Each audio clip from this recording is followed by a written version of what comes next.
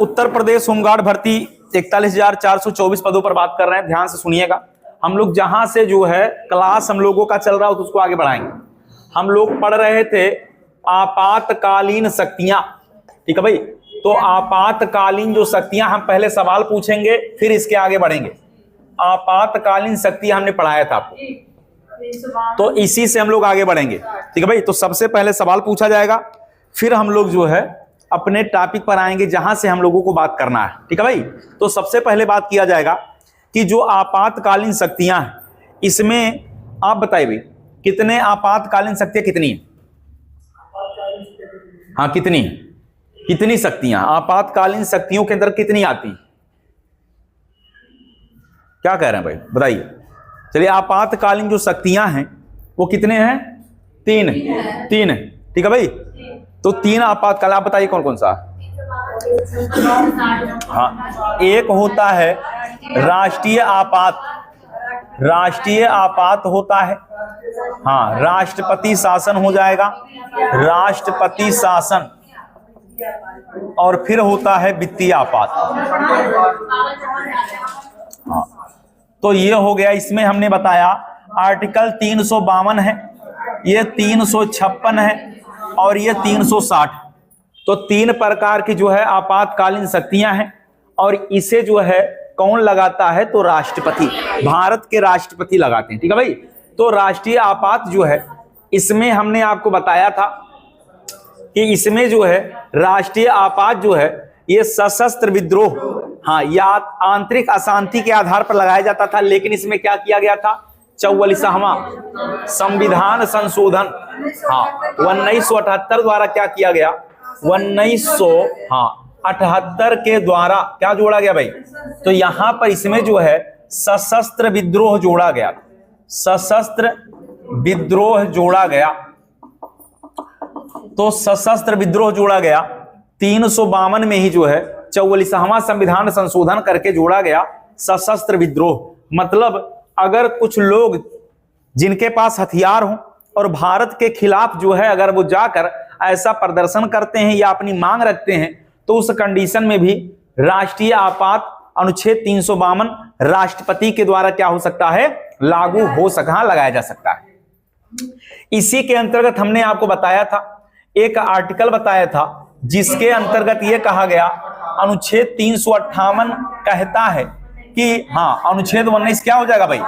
तो राष्ट्रीय आपात के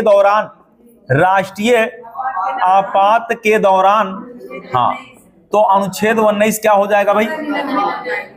तो अनुच्छेद 19, हाँ, ये स्वतः क्या हो जाएगा? निलंबित, हाँ, स्वतः समाप्त हो जाएगा, स्वतः समाप्त हो जाएगा। इसके बाद एक आर्टिकल और बताए थे, हाँ, तो अनुच्छेद जो है 359 बताए थे कि यहां पर जो है अनुच्छेद 359 कहता है कि राष्ट्रीय आपात के दौरान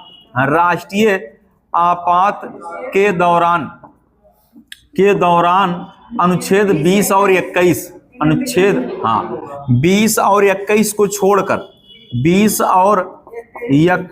छोड़कर निलंबित किए जा सकते हैं, छोड़कर बाकी मूल अधिकार क्या हो सकते हैं? बाकी मूल अधिकार निलंबित किया जा सकता है, तो ये हम लोगों ने पढ़ लिया था, निलंबित किया जा सकता है, ठीक है भाई। तो इसको हम लोगों ने पढ़ा था कि बचा हुआ जो आर्टिकल है वो क्या हो जाएगा? निलंबित हो जाएगा। बात समझ में आया? तो ये हम लोगों ने 352 में पढ़ा था कल, और उसी को हम लोग धीरे से आगे बढ़ाने का प्रयास करेंगे। बात क्लियर हुआ? चलिए, अब हम यहां बात करें कि जब इमरजेंसी लग जाता है, तो एक महीना, कितना? एक महीने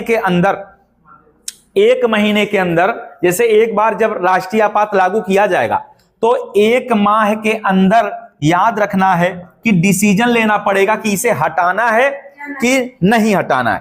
तो एक माह के भीतर, याद रखना है, भीतर, ठीक है भाई, यह क्या लेना पड़ेगा? यह जो है निश्चय करना पड़ेगा कि आगे रहेगा कि नहीं रहेगा। एक माह के भीतर जो है इस पर क्या करना पड़ेगा? इस पर निर्णय लेना है, निर्णय लेना है। यदि इसे आगे बढ़ाना है तो 2/3 बहुमत से क्या करना पड़ेगा, पास करना पड़ेगा। इसे आगे बढ़ाना हो तो हाँ 2/3 बहुमत से क्या किया जाएगा, बहुमत से पास कराना होगा। 2/3 बहुमत से पास कराकर इसको आगे बढ़ा सकते हैं। बात समझ में आया, इसे हम आगे बढ़ा सकते हैं। पहली बार जो इमरजेंसी लगा था ये 26 अक्टूबर 1962 को लगा था। पहला जो है इमरजेंसी कब लगा था, तो पहला अगर पूछा जाए कि राष्ट्रीय आपात, हाँ राष्ट्रीय आपात जो है ये लगा था 26 अक्टूबर 1962। हाँ तो 26 अक्टूबर 1962 को लगा था, जब भारत और क्या हुआ था भाई, भारत और चीन के बीच में युद्ध हुआ था। तो पहली बार ये 26 अक्टूबर 1962 को लगा था भारत और चीन। दूसरी बार 1971 में लगा। दूसरी बार जो है राष्ट्रीय आपात कब लगा है, तो ये हमने आपको कल ही बताया है। ये 1971 में भारत और पाकिस्तान के बीच में युद्ध हुआ, तब जाके लगा दूसरी बार यहां पर 1971। तीसरा जो लगा 1975 में, और यह आंतरिक गड़बड़ी के आधार पर लगाया गया 25 जून 1975। तो आंतरिक अशांति के आधार पर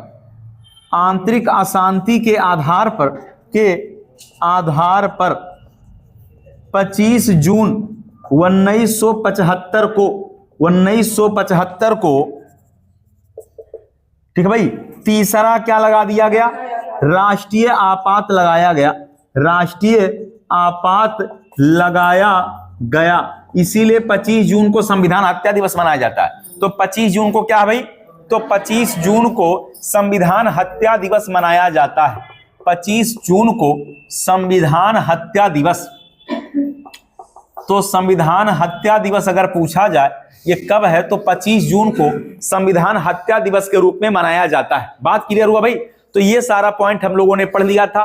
राष्ट्रीय आपात 352, जो चीजें इसमें नया लगे उसको आप ऐड कर लीजिएगा, ठीक है भाई। तो जो चीजें आपको नई लग रही हैं उसको ऐड करने का प्रयास करिएगा। इतनी बातें क्लियर हो गया। हाँ तो ये संविधान हत्या दिवस अभी जो है हाल ही में घोषित किया गया कि प्रत्येक वर्ष 25 जून को क्या मनाया जाएगा, संविधान हत्या दिवस के रूप में मनाया जाएगा। बात क्लियर हुआ भाई। तो ये हो गया हम लोगों का। चलिए तो राष्ट्रीय आपात, अब हम बात कर लेते हैं एक बार पुनः राष्ट्रपति शासन। जब किसी भी राज्य के विधानसभा को स्पष्ट बहुमत ना हो, या अगर किसी राज्य का विधानसभा क्या हो, भंग हो जाए और तत्काल चुनाव कराना जो है संभव ना हो, या किसी राज्य सरकार में वहां की सरकार जो है अपने संविधान में आस्था खो दे या संविधान के अनुरूप कार्य ना करे, तो उस कंडीशन में भी क्या हो सकता है, राष्ट्रपति शासन जो है लगाया जा सकता है। राष्ट्रपति शासन अनुच्छेद 356 के द्वारा लगाया जा सकता है। याद रहे कि राष्ट्रपति शासन किसी भी राज्य में अधिकतम 3 साल तक लगाया जा सकता। कितना, तो राष्ट्रपति शासन किसी भी राज्य में अधिकतम 3 साल तक लगाया जा सकता है। बात समझ में आ गई। तो 3 साल से अगर ज्यादा लगाना है ना, तो उसके लिए संविधान में संशोधन करना पड़ेगा। तो हाँ बिल्कुल पूछा जाएगा कि राष्ट्रपति शासन जो है अधिकतम कितने साल के लिए, तो अधिकतम 3 वर्षों के लिए लगाया जा सकता है। और आपने कल ही पढ़ा कि राष्ट्रपति शासन लगाने की सिफारिश कौन करता है, राज्यपाल। कौन करता भाई, राज्यपाल जो है राष्ट्रपति शासन लगाने की सिफारिश कौन करता है, राज्यपाल जो है राष्ट्रपति शासन लगाने की सिफारिश करता है। पहली बार जो राष्ट्रपति शासन लगा था पंजाब में 1951 में। तो पंजाब में राष्ट्रपति शासन कब लगा था, हाँ 1951। याद रखना है कि पंजाब में पहला राष्ट्रपति शासन लगा था। राष्ट्रपति शासन लगा, ठीक है भाई। तो पहला राष्ट्रपति शासन कहां लगा था, पंजाब में लगा था। उत्तर प्रदेश में अब तक 10 बार लग चुका। कितनी बार, उत्तर प्रदेश में अब तक 10 बार राष्ट्रपति शासन लग चुका है। तो जो राष्ट्रीय आपात है वो 3 बार लगा है, 1962, 1971, 1975। और राष्ट्रपति शासन जो है अगर पूछा जाए तो पहली बार कहां लगा है, पंजाब में पहली बार राष्ट्रपति शासन लगा है। उत्तर प्रदेश में कितनी बार लगा है? 10 बार लग चुका है। तो ये तब लगता है जब किसी राज्य में स्पष्ट बहुमत ना हो या वहां का विधानमंडल क्या हो? भंग हो। विधानमंडल भंग हो और तत्काल चुनाव कराना क्या हो जाए? असंभव हो। तो उस कंडीशन में क्या लगता है? राष्ट्रपति शासन लगता है। बात समझ में आया? इसके बाद हम लोगों ने पढ़ा था वित्तीय आपात।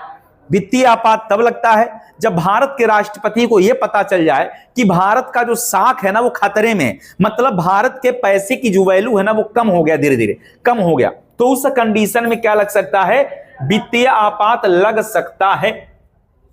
यदि वित्तीय आपात लगे तो 2 महीने तक वित्तीय आपात रहेगा। इसके बाद इसको आगे बढ़ाना है तो क्या करना पड़ेगा? 2/3 बहुमत से पास करके इसे आगे बढ़ाया जा सकता है। मतलब ये कितना रह सकता है? 2 माह तक। अगर आगे बढ़ाना है तो 2/3 बहुमत से पास करना पड़ेगा। अब तक भारत में एक बार भी वित्तीय आपात नहीं लगा। यदि वित्तीय आपात लग जाता तो आपका जो धन है ना बैंक में, वो पैसा सरकार ले लेती। जितना पैसा आपका बैंक में जमा है वो अपने हिसाब से पैसा नहीं निकाल पाते। वो पैसा निकालने के लिए क्या करना पड़ेगा भाई? उसके लिए आपको मंजूरी लेना पड़ेगा। अपने हिसाब से पैसा नहीं निकलता। तो जितनी भी जो है संपत्ति जो आप रखे हुए हैं बैंकों में, वो सब सरकार क्या करती? उस पर अधिकार किसका हो जाता? सरकार का हो जाता। और आप जो है अपने मर्जी से पैसा नहीं निकाल पाते। ये बात समझ में आ गया भाई? लेकिन हाँ, संसद के दोनों सदनों में जब भी पास होगा वो संसद के दोनों सदनों में ही पास करके इसको आगे बढ़ाया जा सकता है। ठीक है भाई? तो अब तक भारत में एक बार भी क्या नहीं लगा है? वित्तीय आपात भारत में नहीं लगा है। समझ में आ गया भाई? तो वित्तीय आपात भारत में एक बार भी नहीं लगा है। और अगर लग जाएगा वित्तीय आपात तो आप जानेंगे कि भारत के राष्ट्रपति के वेतन में कोई कटौती नहीं होगा। लेकिन याद रखना है कि सरकारी कर्मचारियों के वेतन में कटौती हो सकती है। ठीक है भाई? तो सरकारी कर्मचारियों के वेतन में क्या हो सकता है? कटौती किया जा सकता है। ठीक, तो ये हम लोगों ने कल पढ़ लिया था। अब हमें बताइएगा कि राज्यपाल की नियुक्ति कौन करता है? तो राज्यपाल की नियुक्ति राष्ट्रपति करते हैं। और राज्य का जो है क्या होता है भाई? पहला नागरिक कौन होता है? तो राज्यपाल जो है, राज्य का पहला नागरिक कौन होता है? राज्यपाल राज्य का पहला नागरिक होता है। बात समझ में आ गया भाई? तो अब हम राज्यों के विधानमंडल पर बात करने वाले हैं। राज्यों के विधानमंडल पर बात करेंगे भाई। तो ध्यान से सुनिएगा, जो चीजें नहीं लगेंगी उसको लिखते हुए चलिएगा। अब हम जब राज्य की बात करेंगे तो संविधान के भाग 6 पर बात करेंगे। तो संविधान का भाग 6 जो है ये क्या करता है? राज्यों के विधानमंडल। तो याद रखना, सबसे पहले हम बात करने वाले किस पर? राज्यपाल पर बात करेंगे। राज्यपाल हम लोग पढ़ेंगे तो ध्यान से सुनिएगा। संविधान का भाग 6 आर्टिकल 153 से 162 तक। तो याद रखना है कि भाग 6 अनुच्छेद 153 से 162 तक, 153 से लेकर 162 तक। तो ध्यान से सुनिएगा, जिस हम आर्टिकल पर बात करने वाले हैं ये सारे आर्टिकल अपने आप में महत्वपूर्ण हैं। देखिए, जैसे हम लोगों ने पढ़ा था कि केंद्र में जो केंद्र का प्रमुख होता है वो राष्ट्रपति होता है। ऐसे याद रखना कि जो राज्यपाल है ना वो राज्य का क्या होता है? राज्य के कार्यपालिका का प्रमुख होता है। ठीक है भाई? तो ये क्या होता है कि राज्य के कार्यपालिका का क्या होता है? तो प्रमुख होता है। तो राज्य के कार्यपालिका का क्या हो जाएगा? ये प्रमुख होता है। ठीक है? तो राज्य के कार्यपालिका का प्रमुख होता है। लेकिन फिर भी वास्तविक शक्ति किसके पास है? मुख्यमंत्री के पास है। मुख्यमंत्री के पास है। तो याद रखिएगा, अब हम बात करने वाले हैं आर्टिकल 153। ये बड़ा महत्वपूर्ण है। तो लिखिएगा, हाँ, तो लिखिएगा 153 कहता है, 153 कहता कि प्रत्येक राज्य का क्या होगा? एक राज्यपाल होगा। प्रत्येक राज्य का एक राज्यपाल होगा। तो लिखिएगा, प्रत्येक राज्य का एक राज्यपाल होगा। प्रत्येक राज्य का एक राज्यपाल होगा। ठीक है भाई? याद रखना है, यहीं पर एक संविधान संशोधन बता देते हैं। 7वां संविधान संशोधन 1956 क्या कहता है के द्वारा, हाँ, कहा गया कि राज्यपाल जो है हाँ, याद रखना है 2 या 2 से अधिक राज्यों का एक राज्यपाल हो सकता है। तो याद रखना है कि 2 या 2 से अधिक 2 या 2 से अधिक राज्यों का क्या हो सकता है भाई? राज्यों का, हाँ, एक राज्यपाल, एक ही राज्यपाल हो सकता है। तो 2 या 2 से अधिक राज्यों का एक ही राज्यपाल हो सकता है। ठीक है भाई। तो याद रखना जो राज्यपाल होते हैं उनके पास ये पावर है कि वो उनका जो है, ऐसा नहीं है कि खाली एक ही राज्य, एक राज्यपाल 2 राज्यों में भी नियुक्त हो सकता है। बात क्लियर हुआ भाई? चलिए 154 कहता है कि राज्य की कार्यपालिका शक्ति किसमें निहित है? तो 154 कहता है कि राज्य की समस्त कार्यपालिका शक्ति, समस्त कार्यपालिका शक्ति किसमें निहित है? तो हाँ, समस्त कार्यपालिका शक्ति, तो याद रखना राज्यपाल में निहित है। राज्यपाल में क्या है? निहित है। तो याद रखना है कि जैसे आपने पढ़ा था वहां केंद्र की समस्त कार्यपालिका शक्ति राष्ट्रपति में, ऐसे यहां पढ़ना है कि राज्य की समस्त कार्यपालिका शक्ति किसमें निहित है? तो राज्यपाल में निहित होता है। ठीक है भाई। इसका मतलब ये हो गया कि राज्य में सबसे प्रमुख कौन हो जाता है? तो राज्यपाल हो जाता है। और राज्यपाल जो है, राज्यों का जो शासन है ना, वो अपने अधीनस्थ कर्मचारियों की सहायता से देखेगा। किसके सहायता से? मतलब इसके नीचे जितने भी कर्मचारी होंगे उनकी सहायता से सारा चीज देखेगा। बात क्लियर हुआ? इसके बाद अनुच्छेद 155 कहता है, हाँ, राज्यपाल की नियुक्ति कौन करेगा? तो 155 कहता है कि राज्यपाल की नियुक्ति राष्ट्रपति करेगा। राज्यपाल की जो नियुक्ति है ना, वो कौन करेगा? तो राष्ट्रपति करेगा। तो याद रखना है, हाँ, तो याद रखना है कि राज्यपाल की नियुक्ति राष्ट्रपति करेगा, लेकिन किसके सलाह पर? मुख्यमंत्री। बिल्कुल, मुख्यमंत्री के सलाह पर ही करता। तो इसको भी याद रखना है, महत्वपूर्ण पॉइंट है। तो राज्यपाल की नियुक्ति कौन करता है? राष्ट्रपति करता है। ये कहां लिखा है? 155 में लिखा है। इसके बाद आर्टिकल 156 की तरफ बढ़े ना, तो राज्यपाल की पदावधि है। 156 में क्या लिखा है?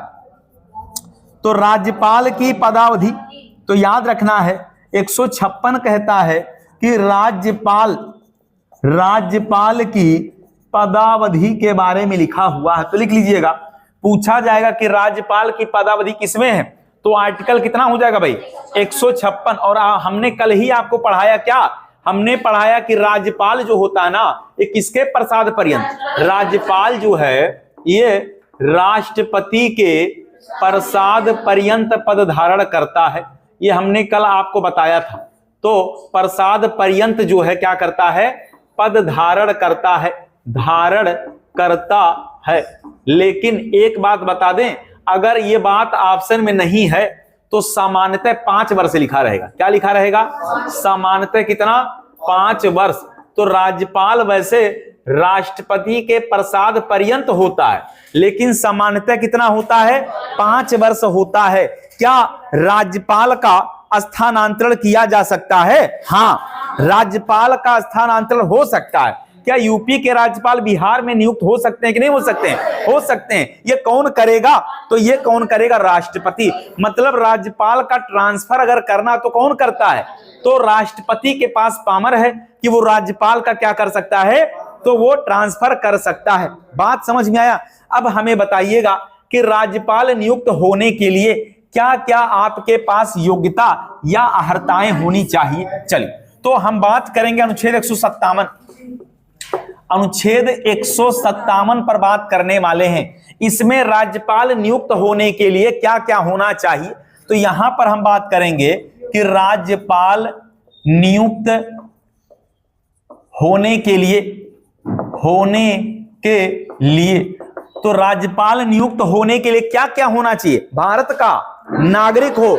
इसके अलावा आपको पता होना चाहिए भारत का नागरिक होना आवश्यक है। उम्र कितना होना चाहिए? तो याद रखना है कि यह जो है भारत का नागरिक हो। उम्र कितना होना चाहिए? उम्र 35 वर्ष से क्या ना हो? 35 वर्ष से कम ना हो। हाँ, ज्यादा हो सकता है, तो 35 साल से जो है कम नहीं होना चाहिए। बात समझ में आया? पढ़ा लिखा होना आवश्यक है क्या? नहीं। याद रखना है कि विधानसभा सदस्य बनने की क्या रखता हो? हाँ, तो विधानसभा सदस्य बनने की योग्यता रखता हो। बनने की क्या रखता हो? योग्यता रखता हो। योग्यता रखता हो। तो याद रखना है कि विधानसभा सदस्य बनने की योग्यता रखता हो, यह भी होना चाहिए। यह कहता है आर्टिकल 157। कौन कहता भाई? 157 में ऐसा लिखा हुआ है। इसके बाद अगर हम बात करें तो कुछ इसके क्या है? शर्त हैं, कुछ शर्तें हैं। तो यहां पर लिख देते हैं राज्यपाल के लिए कुछ शर्तें। राज्यपाल के लिए यहां पर बता देते हैं कुछ क्या है? कुछ शर्तें हैं, मतलब कुछ कंडीशन है। राज्यपाल के लिए कुछ शर्तें हैं। क्या शर्तें हैं भाई? यहां पर राज्यपाल के लिए क्या शर्तें हैं? शर्त यह है कि राज्यपाल किसी भी सदन का सदस्य नहीं होगा। राज्यपाल जो है वो किसी भी सदन का क्या नहीं होगा? सदस्य नहीं होगा। यह भी शर्त है कि जो राज्यपाल बनेगा ना वो किसी भी सदन का सदस्य नहीं होना चाहिए। तो राज्यपाल किसी भी सदन का क्या नहीं होता? सदस्य नहीं होता। तो याद रखना है, ना तो ये विधानसभा का मेंबर है और ना ही विधान परिषद का मेंबर है। इस पर जो वेतन दिया जाएगा वो राज्य के संचित निधि से दिया जाएगा। इसको जो वेतन मिलेगा किसके? हाँ, तो वेतन मिलेगा राज्य की संचित निधि से। संचित निधि से, राज्य की संचित निधि, वेतन राज्य की संचित निधि से मिलता है। ठीक है भाई? तो वेतन कहां से मिलता है? राज्य की संचित निधि से। लेकिन अगर ये रिटायर हो जाए ना तो इसको पेंशन भी मिलता है। पेंशन केंद्र की संचित निधि से मिलता है। पेंशन, ये दो बातें जानना है। पेंशन केंद्र की संचित निधि से दिया जाता है, निधि से मिलता है। इसको जो पेंशन मिलेगा ना वो केंद्र की संचित निधि से, लेकिन वेतन जो मिलता है वो राज्य की संचित निधि से मिलता है। तो दो बातें जान लीजिए, ये राज्यपाल के बारे में महत्वपूर्ण है। ठीक है भाई? तो वेतन जो मिलेगा वो केंद्र की संचित निधि, मतलब राज्य की संचित निधि से, और पेंशन केंद्र की संचित निधि पर जो है व्यय होता है। तो दो बातें इसके लिए बड़ा ही महत्वपूर्ण हैं। बात क्लियर हुआ भाई? चलिए, वैसे राज्यपाल का वेतन कितना होता है? 3.5 लाख। तो लिख लेना है यही कि राज्यपाल का वेतन 3,50,000। हाँ, राज्यपाल का मासिक वेतन अगर पूछा जाए तो 3,50,000 होता है। तो हाँ, 3.5 लाख रुपया महीना मिलेगा, लेकिन पढ़ल लिखल आवश्यक नहीं बा। ठीक है भाई? तो याद रखना ये भी बड़ा ही जबरदस्त पोस्ट है भाई। तो हाँ, याद रखना है, लेकिन ये कंपटीशन से नहीं मिलेगा। कंपटीशन से मिलता तो हम लोग क्या करते भाई?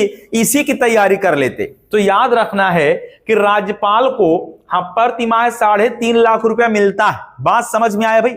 इसके अलावा अगर हम बात करें इसके आगे, तो यहां पर बात करना है कि इनको शपथ कौन दिलाता है। तो हाँ, तो आर्टिकल 159 कहता है, हाँ, इसमें लिखा है कि राज्यपाल का शपथ, राज्यपाल के शपथ का उल्लेख है। शपथ का उल्लेख,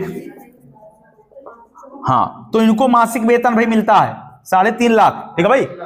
तो याद रखें, देखिए राज्यपाल के शपथ का उल्लेख है। अब याद रखना है कि राज्यपाल को शपथ कौन दिलाएगा भाई? हाँ वाह भाई वाह। तो राज्यपाल को हाँ शपथ संबंधित राज्य के उच्च न्यायालय के मुख्य न्यायाधीश, तो याद रखना है हाँ, संबंधित राज्य के हाई कोर्ट के मुख्य न्यायाधीश इनको शपथ दिलाते हैं। ठीक है भाई? तो शपथ कौन दिलाएगा इनको? तो संबंधित राज्य के हाई कोर्ट के मुख्य न्यायाधीश।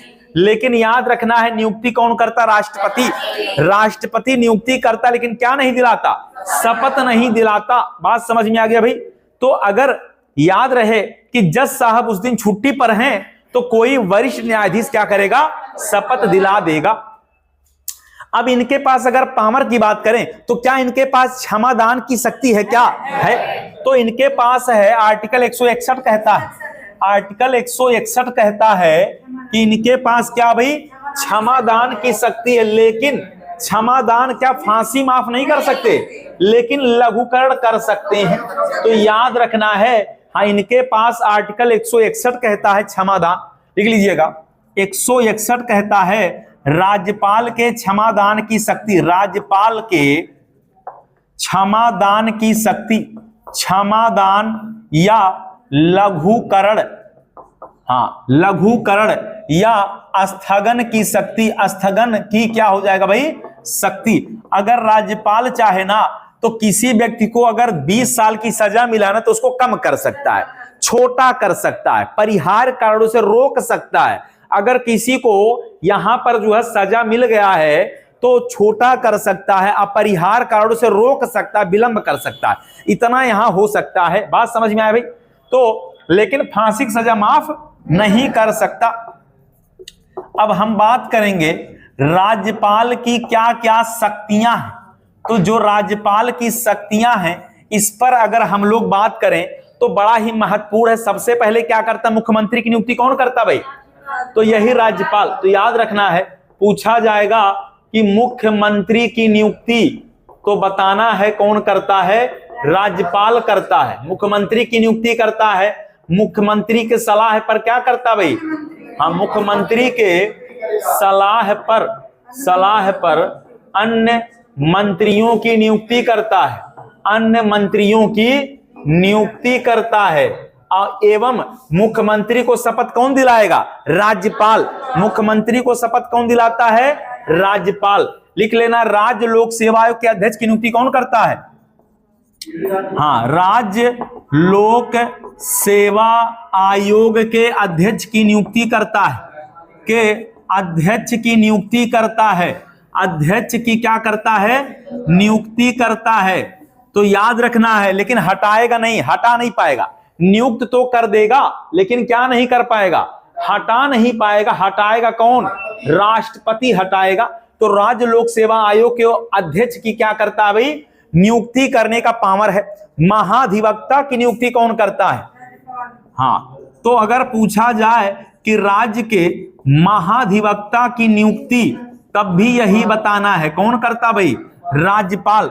तो महाधिवक्ता की नियुक्ति भी कौन करता है, राज्यपाल के पास पावर है कि वही नियुक्त करे। अगर पूछा जाए लोकायुक्त, राज्य के लोकायुक्त की नियुक्ति, हाँ, लोकायुक्त की नियुक्ति अगर पूछा जाए तब भी यही करता भाई।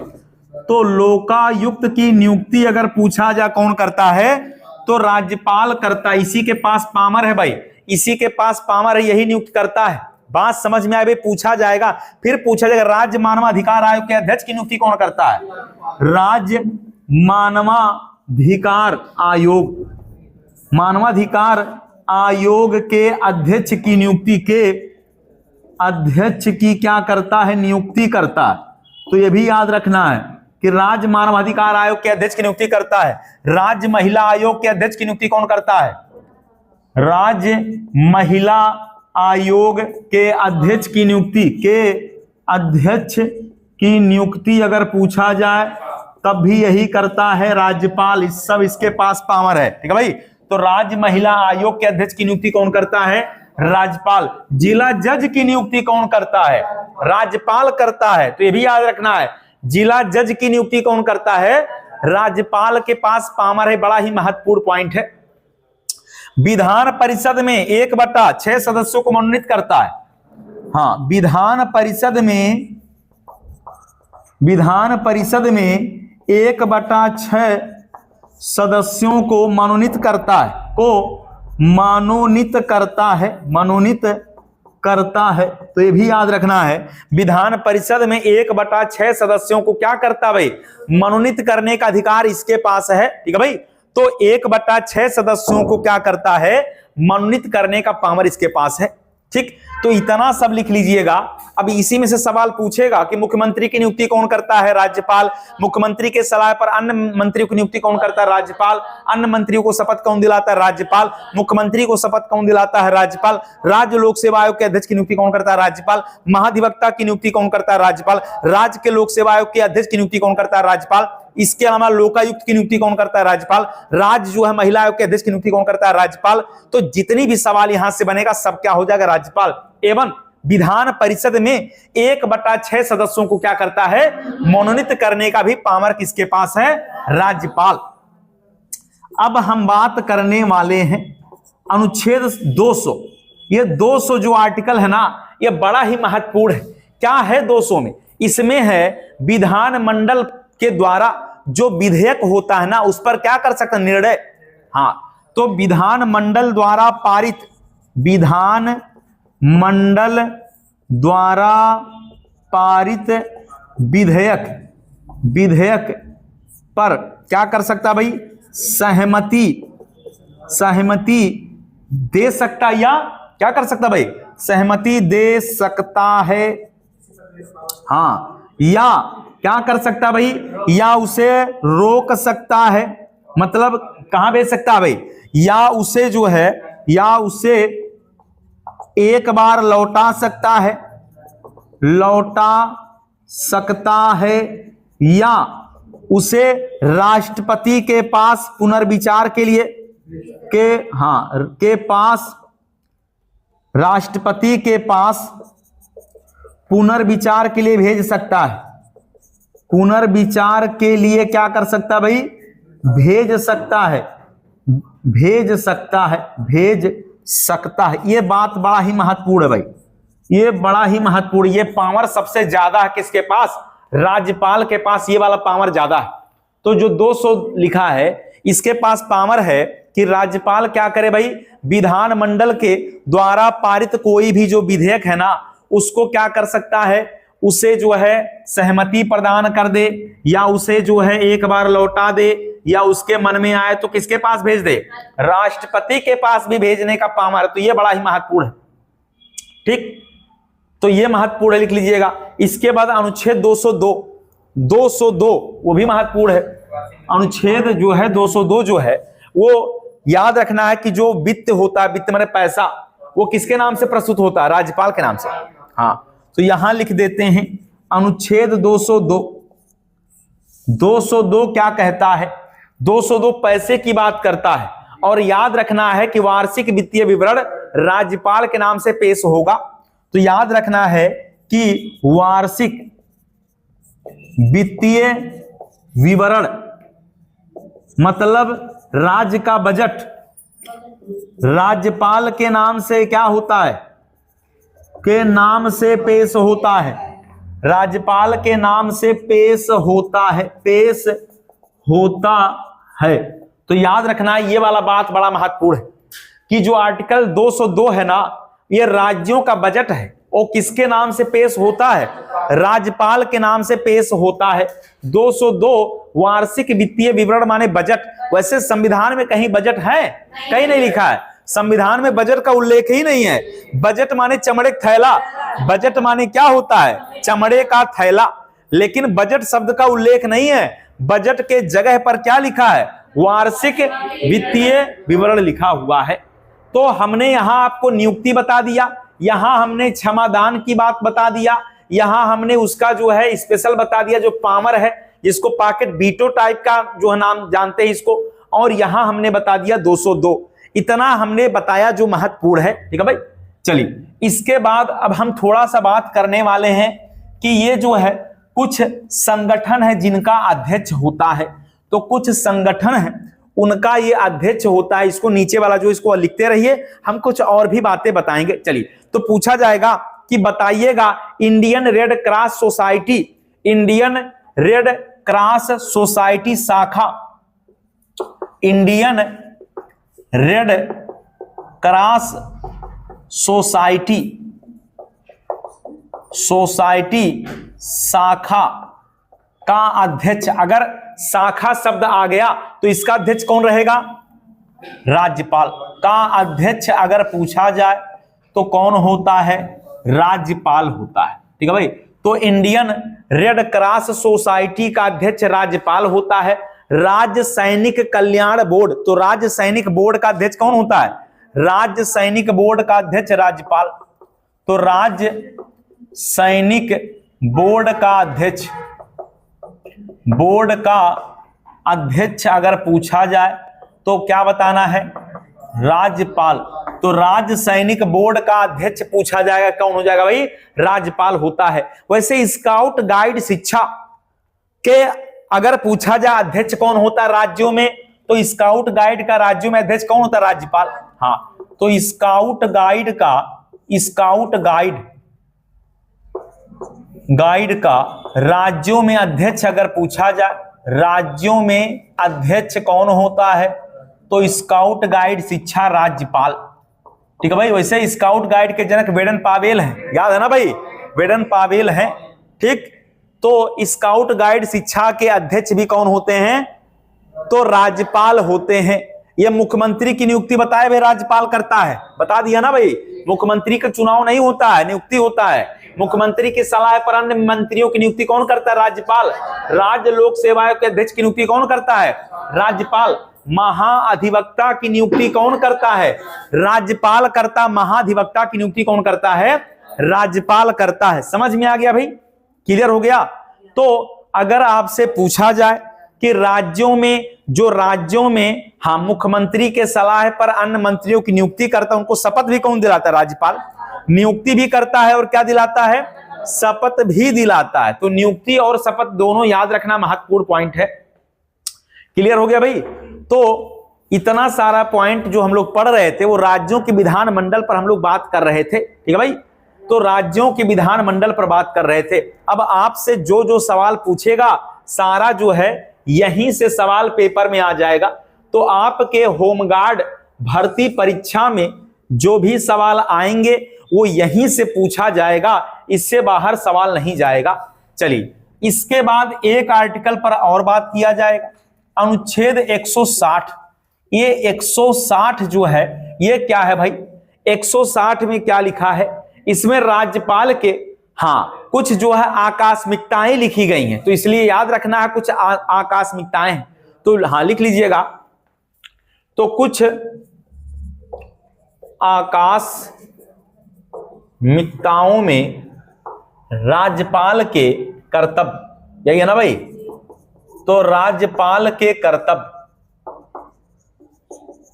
तो कुछ जो है आकस्मिकताओं में राज्यपाल के कुछ कर्तव्य हैं वो यहां पर लिखा हुआ 160।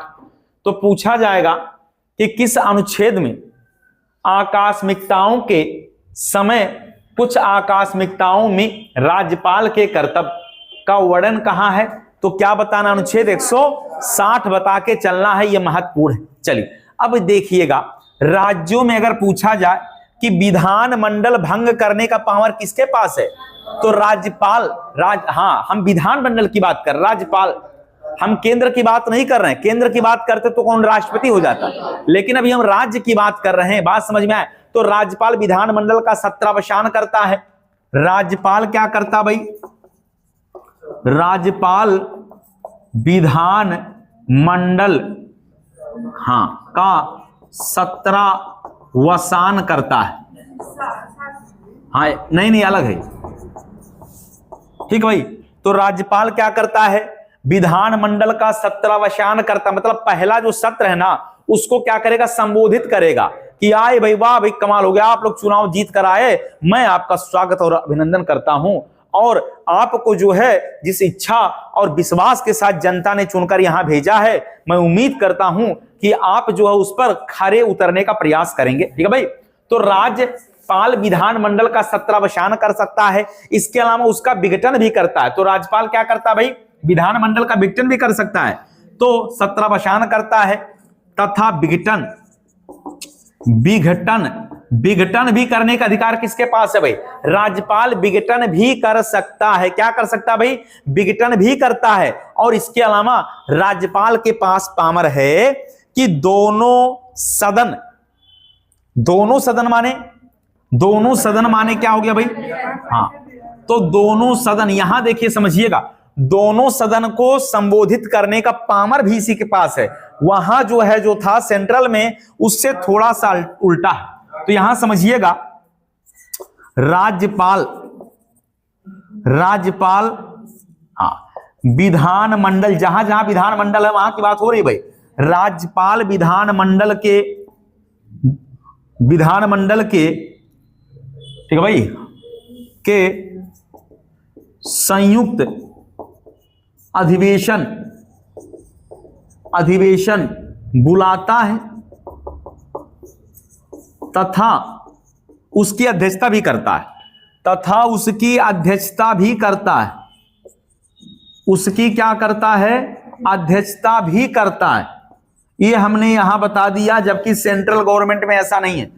वहां पर जो है, हाँ, वहां अध्यक्षता कौन करते हैं, तो बुलाता राष्ट्रपति, अध्यक्षता कौन करता है, लोकसभा अध्यक्ष। लेकिन यहां पर आप देखेंगे बुलाता भी है और उसकी अध्यक्षता भी कौन करता है, तो राज्यपाल ही करता है। ऐसा क्यों, क्योंकि बहुत सारे राज्यों में क्या नहीं है, विधान परिषद नहीं है। क्या नहीं है, विधान परिषद नहीं है। ठीक है भाई, तो याद रखना है केवल कितने राज्यों में, 6 राज्यों में ही क्या है, विधान परिषद है। क्लियर हो गया भाई इतनी बातें। चलिए, अगर हाँ, विघटन माने भंग, खत्म, विघटन कर दिया। अरे विघटन कौन करेगा, राज्यपाल ही करेगा ना। 5 साल अगर पूरा हो गया तो उस विधानसभा को भंग करने की पावर किसके पास है, राज्यपाल ही विघटन करेगा ना। 5 साल बाद आए कहेगा भैया आप लोग अब तक जो है यहां पर जो समय दिए, अब आप क्षेत्र में समय दीजिए। अगर जनता चाहेगी तो दोबारा भेजेगी, अन्यथा आप कहां रह जाएंगे, वहीं रह जाएंगे। समझ में आ गया भाई। चलिए अब हम बात करेंगे अनुच्छेद 213। हाँ, एक कल बताएं तो इसमें राज्यपाल द्वारा क्या है, राज्यपाल द्वारा इसमें अध्यादेश लिखा। क्या लिखा भाई, तो राज्यपाल द्वारा अध्यादेश। 213 में क्या लिखा भाई, राज्यपाल द्वारा अध्यादेश। ये तब जारी करेगा जब क्या हो, विधान मंडल भंग हो। वैसे विधान परिषद कभी भंग नहीं होता, लेकिन विधानसभा अगर भंग हो तो उस कंडीशन में क्या हो सकता है, राज्यपाल हाँ अध्यादेश जारी कर सकता है। ठीक है भाई, क्या जारी कर सकता है, विधान मंडल अगर भंग हो तो राज्यपाल तत्काल किसी कानून को बनाने के लिए क्या कर सकता है, अध्यादेश जारी कर सकता है। इतनी बात समझ में आया भाई। चलिए, अगर राज्यपाल ने अध्यादेश जारी कर दिया तो उस अध्यादेश को ध्यान से सुनिएगा, यहां अलग है। यहां पर जो है राज्यपाल द्वारा जारी अध्यादेश को 6 सप्ताह के भीतर क्या कराना पड़ेगा, हाँ, राज्यपाल के द्वारा जारी अध्यादेश को 6 सप्ताह के भीतर क्या करना होगा भाई, 6 सप्ताह के भीतर इसका अनुमोदन आवश्यक है। इसका अनुमोदन क्या होना चाहिए, मतलब 6 सप्ताह के भीतर जो इसकी स्वीकृति अनिवार्य है। कितना भाई, स्वीकृति क्या है, अनिवार्य है। 6 सप्ताह के भीतर इसकी स्वीकृति क्या होनी चाहिए, अनिवार्य होना चाहिए, आवश्यक है। अगर 6 सप्ताह के भीतर अपनी स्वीकृति नहीं मिला तो इसकी क्या हो जाएगा, वैलिडिटी खत्म। नहीं समझ पाए, राज्यपाल ने अगर अध्यादेश जारी कर दिया तो 6 सप्ताह तक वो अध्यादेश चलेगा। कितने सप्ताह तक चलेगा, वहां पर एक बार राष्ट्रपति अध्यादेश जारी करता था तो 6 माह होता था। लेकिन जब कोई जो वहां के जो है संसद चुन के आती थी लोकसभा, तो उसको अनुमोदन करके या तो आगे बढ़ाती थी या तो समाप्त कर देती थी। यहां कहा गया कि राज्यपाल अगर अध्यादेश जारी करेगा तो यहां 6 माह नहीं है, कितना है, 6 सप्ताह के भीतर उसको क्या करना पड़ेगा, उसको स्वीकृति करके अगर उसको आगे बढ़ाना होगा तो आगे बढ़ा सकते हैं, और नहीं तो क्या हो जाएगा, स्वतः अपने आप क्या हो जाएगा, समाप्त हो जाएगा। मतलब 6 सप्ताह के अंदर अगर इसका अनुमोदन नहीं हुआ तो अपने आप क्या हो जाएगा, समाप्त। तो राज्यपाल द्वारा जारी अध्यादेश कितने हफ्ते तक, 6 हफ्ते तक रहेगा, बस 6 सप्ताह तक ही रहेगा। 6 सप्ताह में अनुमोदन करना क्या है, आवश्यक है। 6 सप्ताह में विधानसभा इसको पास करके आगे बढ़ा सकती है, अन्यथा क्या हो जाएगा, ये अपने आप खत्म मान लिया जाएगा। तो राज्यपाल का अध्यादेश कै सप्ताह है, 6 सप्ताह होना चाहिए। तो अभी तक जो हम लोग पढ़ रहे थे, हाँ ये महत्वपूर्ण है भाई। तो अध्यादेश हम लोगों ने 213 पढ़ा, राज्यपाल। राष्ट्रपति वाला कितना होता है? 123 होता है ना भाई। ठीक, तो अभी तक हम लोग जो पढ़ रहे थे ये राज्यपाल पर चर्चा कर रहे थे। अब हम बात करेंगे राज्यों के विधानमंडल माने विधानसभा और विधान परिषद पर बात करें। ठीक है भाई, तो इतनी बातें हो गया भाई। ये वाला बात, इंडियन रेड क्रॉस सोसाइटी शाखा का अध्यक्ष राज्यपाल है। राज्य सैनिक बोर्ड का अध्यक्ष कौन है? राज्यपाल है। स्काउट गाइड शिक्षा हरदम अमर रहेगा, बेडन पावेल ने इसकी स्थापना किया। और आप देखेंगे राज्यों में इसका अध्यक्ष कौन होता है? राज्यपाल होता है। बात समझ में आ गया भाई। वैसे सिद्धार्थ यूनिवर्सिटी के कुलपति की नियुक्ति किसने किया होगा? राज्यपाल ने किया होगा। बात समझ में आया। लेकिन अगर हम ये कह दें कि भीमराव अंबेडकर केंद्रीय विश्वविद्यालय लखनऊ के कुलपति की नियुक्ति कौन किया होगा? तो राष्ट्रपति, क्योंकि सेंट्रल अगर यूनिवर्सिटी है, केंद्रीय विश्वविद्यालय है, तो उसकी नियुक्ति राष्ट्रपति करता है। और राज्यों के विश्वविद्यालय की नियुक्ति, हाँ, उसमें राज्यों के विश्वविद्यालय के कुलपति की नियुक्ति कौन करता है? राज्यपाल। ठीक है भाई, दो बातें हमने बता दी, इसीलिए आप सवाल ध्यान सुनिएगा। पूछेगा कि विश्वविद्यालय का कुलाधिपति कौन होता है? तो राष्ट्रपति। हाँ, याद रहे, अगर पूछ ले कि विश्वविद्यालय, हाँ, विश्वविद्यालय का कुलाधिपति कौन होता है, तो कुलाधिपति अगर पूछा जाए तो यहां पर आपको क्या बताना भाई? राष्ट्रपति बता देना है, राज्यपाल ना बताइएगा, राष्ट्रपति बताना है भाई। इतनी बातें समझ में आया। चलिए, तो अब हम विधानमंडल की बात करने वाले हैं कि जो राज्यों की विधानमंडल है, याद रखना है कि जो राज्यों की विधानमंडल है इसमें एक होता है विधानसभा। क्या होता भाई? एक होता है विधानसभा और दूसरा क्या होता है? विधान परिषद। लेकिन याद रहे, विधान परिषद हर राज्यों में नहीं है, हर राज्यों में नहीं है। तो केवल कितने राज्यों में? 6 राज्यों में। तो विधान परिषद याद रहे ये कितने राज्यों में है? केवल 6 राज्यों में। यह सवाल बड़ा ही महत्वपूर्ण है। और विधान परिषद को उच्च सदन कहा जाता है। क्या कहा जाता भाई? उच्च सदन कहा जाता। किसको? विधान परिषद को। इसको अस्थाई सदन कहा जाता है। क्या कहा जाता है? अस्थाई सदन कहा जाता। किसको? तो हाँ, विधान परिषद को अस्थाई सदन के नाम से जाना जाता है। इसका गठन आर्टिकल 169 के अंतर्गत होता है। तो गठन अगर पूछा जाना तो अनुच्छेद क्या बताना है? 169, 169। तो आर्टिकल 169 के अंतर्गत किसका गठन होता है? विधान परिषद का गठन होता। कितना? 169, याद रखना है। और अगर हम बात करें कि विधान परिषद का सदस्य बनना है ना, तो आपका एज कितना होना चाहिए? तो इसकी सदस्यता लेने के लिए क्या होना चाहिए भाई? तो सदस्यता के लिए न्यूनतम आयु मतलब कम से कम कितना होना चाहिए भाई? तो न्यूनतम आयु होना चाहिए 30 वर्ष। तो कम से कम 30 साल रहेंगे तब ये वाला चुनाव लड़ सकते हैं। कौन वाला? विधान परिषद वाला चुनाव लड़ सकते हैं। बात समझ में? और एक बार चुनाव जीत गए ना तो कार्यकाल कितना रहता है? कार्यकाल इसका रहता है 6 वर्ष। कितना रहता भाई? तो 6 वर्ष तक इसका कार्यकाल होता है। विधान परिषद का कार्यकाल कै साल है? 6 साल है। कितना भाई? 6 साल कार्यकाल होता। किसका? विधान परिषद का कार्यकाल कितना होता है? 6 साल होता है। कितने राज्य में है? 6। तो याद रखना है, अगर पूछा जाए, हाँ, तो विधान परिषद केवल 6 राज्य में है। विधान परिषद केवल कितने राज्य में? केवल 6 राज्यों में है। 6 राज्यों में है। तो याद रहे कितने राज्य में भाई? केवल 6 राज्य में। अभी हम खाली विधान परिषद पढ़ रहे हैं भाई, इसके बाद हम लोग विधानसभा आ जाएंगे। तो जो 6 राज्य हैं, याद रखना है, सबसे ज्यादा सीट उत्तर प्रदेश में। कितना सीट भाई? उत्तर प्रदेश में पूछा जा कितना सीट है? उत्तर प्रदेश में 100 सीट है। तो नंबर 1 हम बात करेंगे उत्तर प्रदेश। और सीटों की बात करेंगे तो सीटों की संख्या कितना है? उत्तर प्रदेश में कितना सीट है? 100 सीट है। 100 सीट है। महाराष्ट्र में 78 है। दूसरा नंबर महाराष्ट्र का है, 78 सीट है। तो हाँ, महाराष्ट्र में अगर पूछा जाए तो महाराष्ट्र में कितना हो जाएगा भाई? 78 सीट है। महाराष्ट्र में क्या सीट है भाई? 78 सीट है। कर्नाटक में 75 है। कर्नाटक में कै सीट? 75 सीट है। कर्नाटक लिखिएगा, कर्नाटक में हो जाएगा कितना? 75 सीट हो जाएगा। ठीक है भाई, ये भी याद रखना है। सबसे ज्यादा उत्तर प्रदेश में है। बिहार में भी 75 सीट है। बिहार के विधान परिषद में कै सीट? 75, ये भी याद रखना है। तो हाँ, बिहार में है 75 सीट।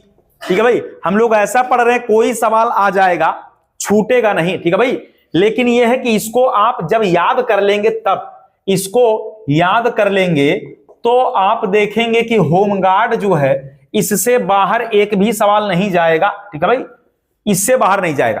कोशिश हमारा यह है कि हम लोग हाई लेवल, थोड़ा सा होमगार्ड के एक कदम आगे बढ़ के चल रहे हैं भाई। तो इसलिए याद रहे कि ऐसे सवाल भी पेपर में अगर आ जाएंगे तो सारे बच्चे तो नहीं कर पाएंगे। ठीक है भाई, सारे बच्चे नहीं कर पाएंगे, इसलिए जो पढ़ेगा वही करेगा। तो आंध्र प्रदेश में कै सीट है? आंध्र प्रदेश में है 58 सीट। तो पूछा जाएगा कि हाँ, आंध्र प्रदेश में कितना विधान परिषद की सीट, या हो सकता मिलाने के लिए आ जाए, हो सकता किससे आ जाए भाई? मिलाने के लिए आ जाए। तेलंगाना में कै सीट? 40। तेलंगाना लिखिएगा 40 सीट। तो छठवां जो हमने बता दिया तेलंगाना। हाँ, तो तेलंगाना में कितना सीट है? तो 40 सीट है। 40 सीट है तेलंगाना। ये 6 राज्यों में विधान परिषद है, ये हमने बता दिया भाई। 6 राज्यों में विधान परिषद है, ये हमने बता दिया। विधान परिषद वाले यही राज्य हैं, और सीट भी बता दिया, कहां कितनी सीट, ये हमने बता दिया। ठीक, तो इसको लिखिए और सवाल देखिए कैसे कैसे बनेगा। पूछेगा विधानमंडल किससे मिलकर बनता है? तो कहेंगे विधानसभा और विधान परिषद दोनों मिलकर क्या बनता है? विधानमंडल। विधानमंडल में विधानसभा और विधान परिषद, इसके अलावा राज्यपाल भी होता है। तो राज्यपाल क्या है? अभिन्न अंग है। लेकिन राज्यपाल ना तो इसका सदस्य है ना तो इसका सदस्य है। जैसे आपने पढ़ा था कि संसद किससे मिलकर बनती है? तो लोकसभा, राज्यसभा, राष्ट्रपति। ऐसे ही विधानमंडल किससे मिलकर बनता है? विधानसभा, विधान परिषद और राज्यपाल। तो 3 लोग होते हैं विधानमंडल में। विधानसभा होता है, विधान परिषद होता है, और एक राज्यपाल। लेकिन राज्यपाल ना तो इसका मेंबर है ना तो इसका मेंबर है। ऐसे ही राष्ट्रपति में आप देखेंगे, सेंट्रल में लोकसभा, राज्यसभा, राष्ट्रपति। लेकिन राष्ट्रपति ना तो लोकसभा का मेंबर है और ना ही राज्यसभा का मेंबर है। तो फिर वो क्यों रखा गया? तो आप कहेंगे कि इसलिए वो रखा गया क्योंकि बिना उसके दस्तखत के कोई भी बिल या विधेयक, कानून नहीं बनेगा। समझ में आ गई?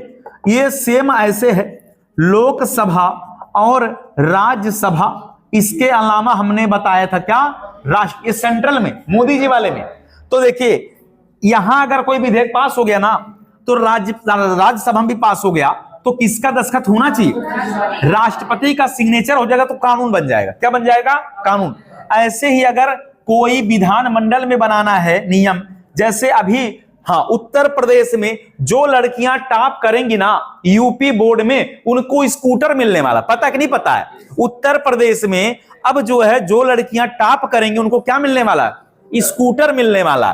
तो वो व्यवस्था कैसे होगा? पहले विधानसभा में पारित होगा, विधानसभा में, विधान परिषद में, और राज्यपाल सिग्नेचर करेगा। ठीक है ना भाई? तो ये सारी चीजें आपको समझना है। हाँ, सेम ऐसे चीजें से यहां सेंट्रल में है, ऐसे क्या होता है? राज्य में। तो अभी हम लोग राज्य में बात कर रहे हैं। तो विधान परिषद के सीटों की संख्या हमने बता दिया। इतनी बातें समझ में आ गई? तो कौन सा आर्टिकल है? 16, हाँ 169 में क्या लिखा भाई? विधान परिषद के बारे में बात किया गया। किसके बारे में? विधान परिषद के बारे में बात किया गया है। इतनी बातें समझ में आए कि नहीं? बताइए जल्दी से। कोशिश है कि जो है एक भी सवाल हम लोगों का छूटे ना। और जब भी उत्तर प्रदेश की बात आएगी तो आपके दिमाग में याद आना चाहिए, सबसे ज्यादा विधानसभा भी उत्तर प्रदेश में, सबसे ज्यादा विधान परिषद भी उत्तर प्रदेश में, सबसे ज्यादा राज्यसभा भी उत्तर प्रदेश में, सबसे ज्यादा लोकसभा भी कहां है? उत्तर प्रदेश में। तो सबकी और जनसंख्या भी सबसे ज्यादा कहां है? उत्तर प्रदेश। और सबसे ज्यादा जिला भी कहां है? उत्तर प्रदेश में। जिला भी सबसे ज्यादा कहां है? तो उत्तर प्रदेश में। ये बात क्लियर हो गया। अब हम बात करने वाले हैं, ध्यान सुनिएगा। अब बात करेंगे, हाँ, आर्टिकल 171 क्या कहता है? 171 देखिए क्या कहता है भाई? अनुच्छेद 171 क्या कहता है? ठीक है भाई, अनुच्छेद 171 क्या कहता है, लिखिएगा। हाँ, तो अनुच्छेद 171 जो लिखा हुआ है, यह क्या लिखा भाई? विधान परिषद की संरचना। उसको थोड़ा चेक करिए तो सही है क्या? ठीक है भाई, चलिए। तो विधान परिषद की संरचना का मतलब इसमें सीटों की संख्या क्या हो सकती है, इस पर बात करेंगे। तो विधान परिषद की संरचना में अगर बात किया जाए तो यहां याद रखना है, विधान परिषद में अधिकतम सीटों की संख्या कितना है? विधान परिषद में अगर पूछा जाए, नहीं भाई, अधिकतम सीटों की संख्या अगर पूछा जाए तो आपको बताना है कि संबंधित राज्य के विधानसभा का, हाँ बिल्कुल करेक्ट, संबंधित राज्य के विधानसभा